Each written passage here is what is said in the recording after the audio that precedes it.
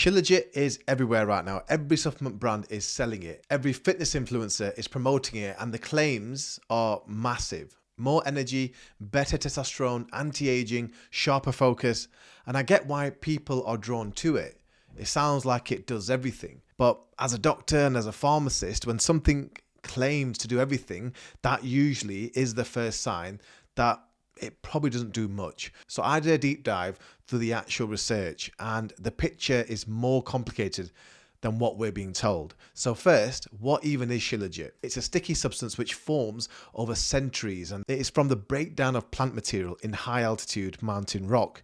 The main active compound is something called fulvic acid, and most supplements are sold based on how much fulvic acid they contain.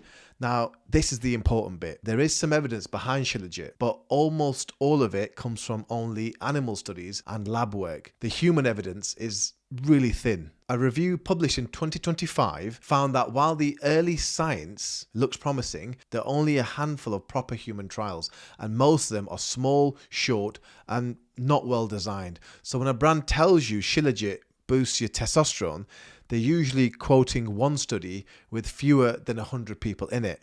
That's not nothing, but it's not strong evidence either, and it's definitely not enough to justify the enormous claims on each packaging that I see. Now here's a part which concerns me more. Shilajit comes from rock, and rock absorbs heavy metals from the soil. A study published in 2025 tested both raw Shilajit and commercial supplements and found something somewhat alarming. Some of the supplements had higher levels of a toxic metal called thallium than the raw unprocessed form. Now thallium is more toxic than mercury, and it builds up in your body slowly. You won't feel it happening, but over time it can affect your kidneys, your nervous system, and your brain. And the big problem is the supplement industry, they're not regulated the same way as medicine. So there's no guarantee that what you're buying has even been tested for heavy metal contamination. And this is the mistake that I keep seeing day in, day out. People assume that because something is natural, it's automatically safe. But natural doesn't mean clean, and it definitely doesn't mean tested. So here's what I'd suggest. If you're already taking Shilajit and you feel like it's helping you, I'm not going to tell you to stop taking it, but make sure the product has third-party lab testing and shows the heavy metal results. That's the important bit.